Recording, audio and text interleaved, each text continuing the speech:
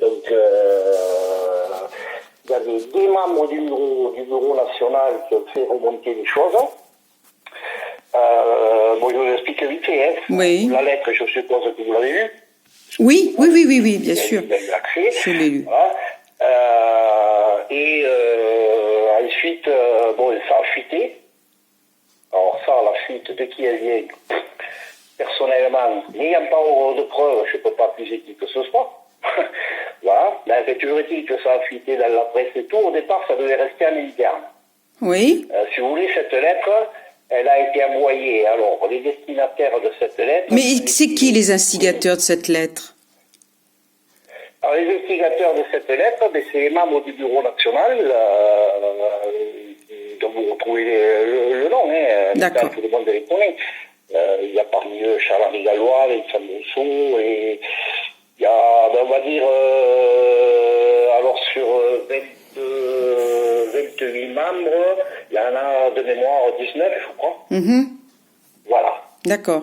Et cette lettre a été envoyée donc, bon, à l'ensemble des membres du bureau national. Elle a été envoyée aux permanents salariés de l'UPR, au siège, c'est-à-dire qu'au siège, on a des permanents salariés. Oui. 4 ou 5, voilà. Et aux délégués régionaux. Donc vous l'avez eu, vous? Oui, moi j'ai D'accord. eu. Allez, et apparemment, vous en êtes signataire aussi. Apparemment, vous en êtes signataire aussi, non? Voilà, alors là, c'est le gros problème. Moi, j'ai reçu la lettre, donc comme tout le monde, le 17 avril. Oui. D'accord. Cette lettre, je l'ai reçue. Avant, j'avais eu un coup de fil d'Éric Boisé, qui est un des membres du bureau national. Oui. Pour m'alerter de la chose, et comme quoi, en tant que délégué régional, j'allais recevoir la lettre. Bon, ok. Donc, il m'a envoyé la lettre quelques heures après son coup de fil. J'ai reçu la lettre, ça doit être 15 heures et quelques de mémoire. Il fallait apporter une réponse avant 19 heures. Donc, moi, j'ai répondu, c'était 18 heures. Par là, quand j'ai répondu, alors, mes éléments de réponse, en résumé, moi, la lettre ne m'apporte aucune preuve. Il y a des faits qui sont spécifiés dedans. J'ai pas les preuves, moi, je ne détiens pas de preuves formelles, intangibles, me permettant de me prononcer. Voilà. Ça, c'est ce que j'ai dit. J'ai dit qu'à partir de là, je me réservais d'apporter mon soutien à cette lettre. J'ai aussi rajouté que si effectivement il y avait des preuves irréfutables et intangibles, il était normal que M. Asselineau, même en tant que président, doit vous rendre des comptes. Et j'ai même mis que plutôt que de lui proposer de se prononcer dans 48 heures, c'est de faire une réunion entre lui et le bureau national. Ça, c'est les éléments de réponse que j'ai apportés. Voilà. Oui, mais vous êtes signataire aussi de la lettre, apparemment. C'est ce que j'ai vu. Non, alors, c'est ce que je suis en train de vous expliquer. Au vu de ces éléments de réponse, j'ai répondu, comme j'ai répondu dans le délai avant 19 heures, au niveau du bureau national. Et ça, je vais vous expliquer la suite après. Ma réponse n'a pas été lue avec tout l'intérêt qu'il fallait, et donc je me suis retrouvé signataire. J'ai de suite recontacté Éric Boisé. J'ai gardé tous les mails. Oui. Je les ai imprimés, et comme je l'ai dit, bon, j'ai eu beaucoup d'adhérents au téléphone, surtout la première semaine et tout. Ça, je l'ai dit à tout le monde. Les mails, je peux les porter en réunion, les montrer à tous les adhérents. Il n'y a pas de souci. Donc, j'ai donc refait un mail à Éric Boisé, en lui disant que je n'avais pas été signataire, qu'il avait sûrement mal lu, pas lu du tout, même peut-être ma réponse du 17 avril. Il m'a répondu oui, effectivement, mais le mal est fait. Bon. J'ai dit, mais alors à ce moment-là, il fallait faire éventuellement une liste avec les signataires sûrs et une autre liste avec ceux qui réservent leur position à l'attente de preuves. Il me dit que t'es le seul. Je dis à ce cas-là, si je suis le seul. Et le 22, le dernier mail qu'il m'a envoyé, il est en date du 22 avril, il me dit, Bernard, j'avise le FA c'est le président, François Asselineau, et le BN que tu n'es pas signataire. Voilà, ça c'est le mail qu'il m'a envoyé le 22. Et j'ai tous les mails, moi.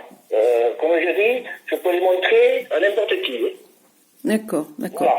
Ok. D'accord. Non, mais je pensais que comme je vous avais vu signataire, j'ai dit, il a des preuves.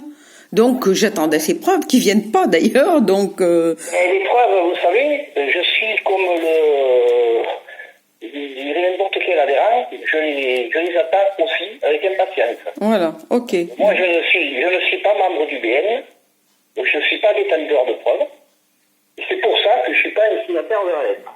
D'accord. Voilà. Alors, il y a eu le malentendu avec Marc à ce sujet. Il m'a envoyé un mail incendiaire. Je l'ai appelé vendredi, que j'ai laissé un message et depuis il ne m'a pas recontacté. Voilà.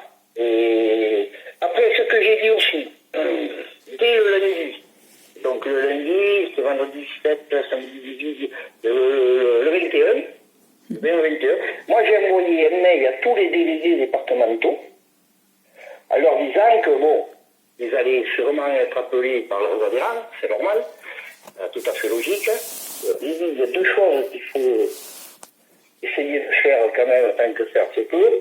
Éviter de s'éparpiller sur les réseaux sociaux et d'aller se prendre la tête avec des sympathisants des autres partis qui profitent bien de l'occasion. Bien sûr. Deuxièmement, éviter aussi de s'écharper entre adhérents. Ouais. On reste calme, on suit l'affaire. Par contre, voyez, alors bon, je vous en parle puisque je vous tiens. Par contre, voyez, bon, je suis surprise et agréablement que vous n'ayez pas signé cette lettre, mais vous auriez dû en faire part sur les réseaux sociaux en disant « Attention, je ne suis absolument pas signataire de cette lettre ». Je pense que ça aurait été de bon ton de le mettre. Parce que beaucoup des adhérents ne le savent pas. Moi, je ne le savais pas jusqu'à maintenant où vous venez de me l'apprendre. Voilà, vous voyez. Dans mon esprit, vous êtes signataire parce que vous êtes sur la liste.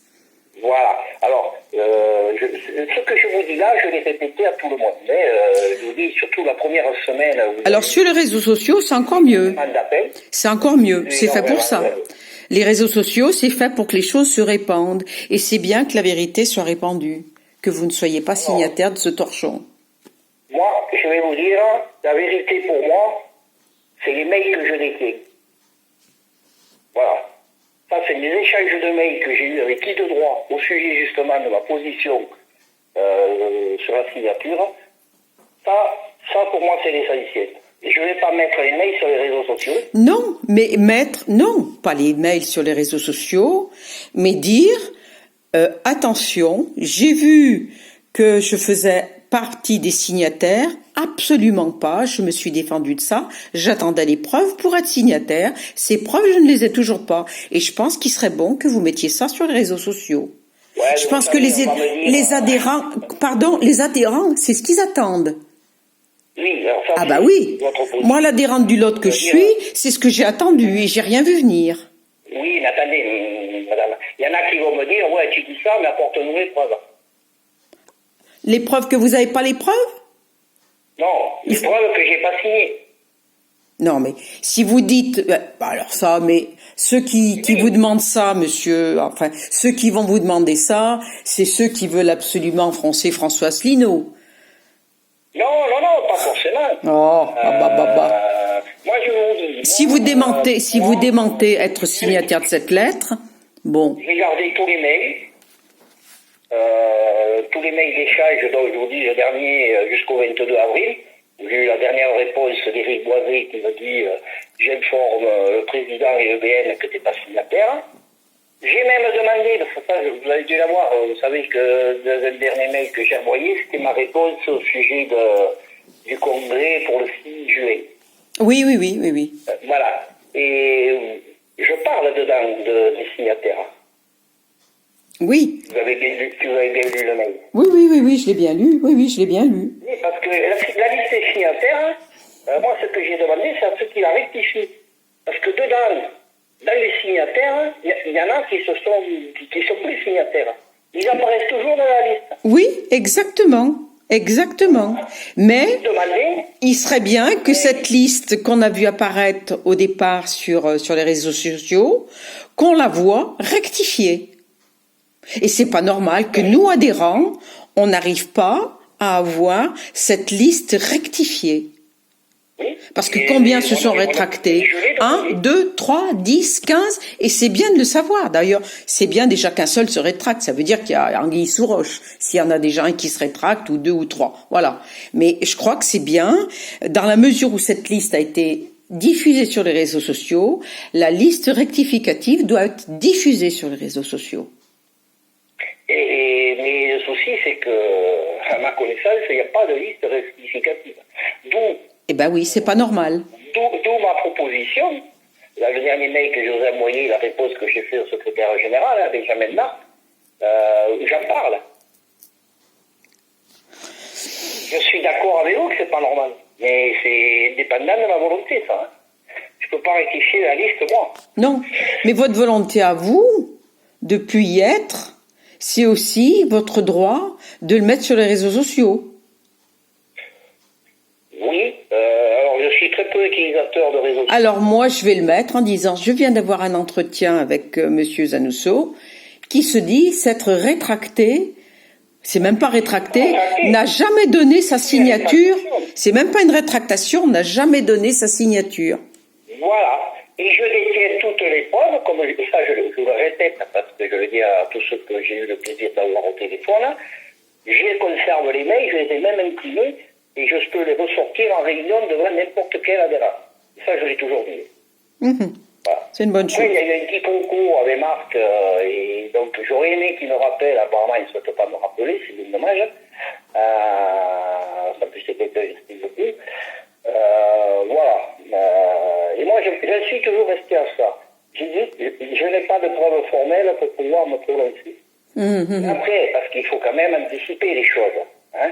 On ne sait pas ce que ça va devenir. À mon avis, ça va se finir devant la justice, cette histoire.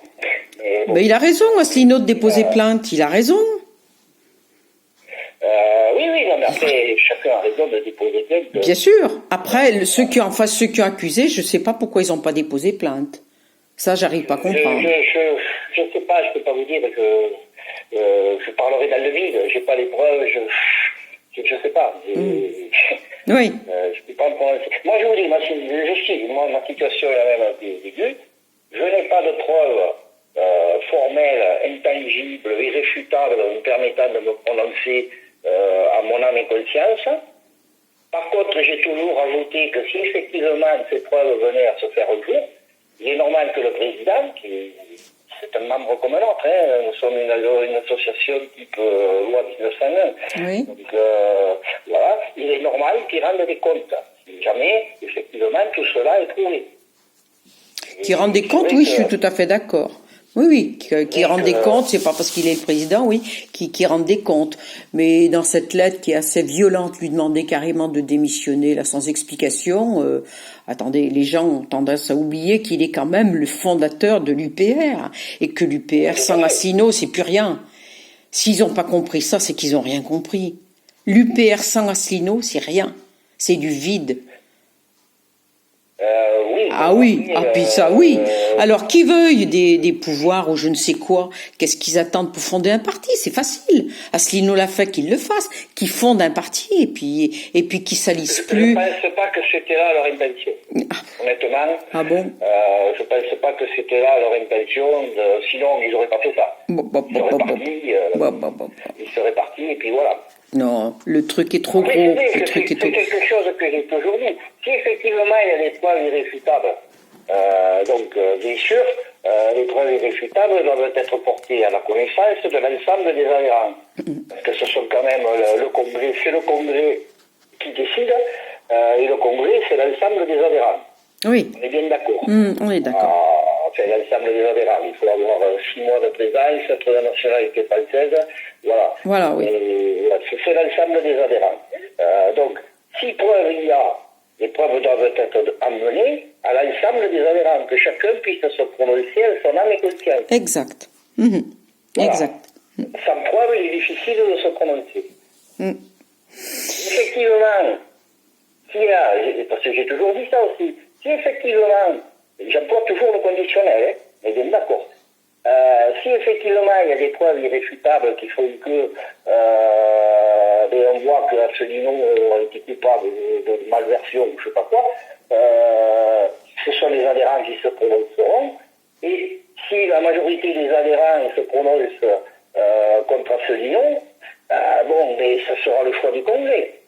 Oui. Oui. C'est jamais passé dans aucun parti politique, ça. Hein. Voilà. Donc, ça serait une première dans le monde politique. On n'en est pas là. Oui. On n'en est pas là. Personne n'a des preuves. Oui, ben voilà, c'est ça. Personne n'a des preuves. Il y a ceux qui détiennent Et ceux qui disent en avoir ne les diffusent pas. C'est quand même gros, quand même. C'est énorme. C'est énorme. Enfin, je sais pas, moi. Si j'ai des preuves de quelque chose, qu'on me les demande, dans les 24 heures, je les étale, mes preuves. Là, ça fait 2 semaines, il n'y a rien qui bouge, hein. Les preuves, on les attend. Hein. J'ai là derrière aussi, hein. Bon, je ne peux pas me prononcer pour eux. Ah oui, bien sûr. Du bureau national, je comprends bien. Ne participe pas à ces choses-là. Je comprends bien. Voilà. Là, je dirais comme tout le monde, je suis l'affaire, j'attends la suite des affaires. Voilà. J'ai entendu les uns et les autres se prononcer. Bon, ma conviction, personne n'est réellement rentré dans le fond pour le moment. Donc, affaire à suivre. Ouais, voilà, affaire à suivre. Ok. Bon. Et voilà, je vous dis, les 2 choses, pour moi, qui sont essentielles, éviter d'aller se prendre la tête avec les sympathisants des autres partis sur les réseaux sociaux, parce que bien sûr, je dois l'accord, voilà. Oui, mais c'est sûr que il y en a qui attendent que ça, aller savoir s'il n'y a pas des officines derrière, c'est pas impossible non plus. Donc c'est vrai que ça arrive à un moment où l'Union européenne est en mauvaise position, les paroles d'Asselineau ressortent on ne peut plus juste, ça gêne. Donc on peut imaginer plein de choses derrière ça. Donc voilà. Affaire à suivre pour savoir le fond du problème, qui a commandité ça et pourquoi. Voilà. Affaire à suivre et bon, comme j'ai dit pour l'instant, éviter de s'écharper en travers de Ah oui, non, c'est sûr. Il va passer des choses, les gens s'insultent et tout. Ouais, oui, bien sûr, ça sert à rien de s'écharper. Hein. Ok. Mais je trouve dommage que le BN ne s'explique pas mieux par des preuves. Je trouve dommage. Quand on a commencé quelque chose, on va jusqu'au fond des choses. Je vous dis. Voilà. Qu'est-ce qu'ils attendent qu'ils les mettent sur la table leurs preuves et puis qu'on en finisse. Il y a peut-être un peu de stratégie là derrière. Je sais pas. Ouais. On verra quelle stratégie, voilà. Ouais, on verra. Je suis à l'attente. Ouais. D'ailleurs, à ma réponse que j'avais fait le 17 avril, quand j'avais eu réception de la lettre, j'avais dit que cette affaire aurait dû rester entre membres du BN, que c'était pas la peine de mettre les délégués régionaux dans la boucle. Ah oui, absolument, oui. Absolument. Parce qu'en plus, le soir, il y avait une réunion sur Discord. Je sais pas si vous connaissez Discord. Non. C'est un genre de Skype. Oui, non, mais enfin, oui, en fait, je dis non, mais j'y vais pas, donc voilà, ouais.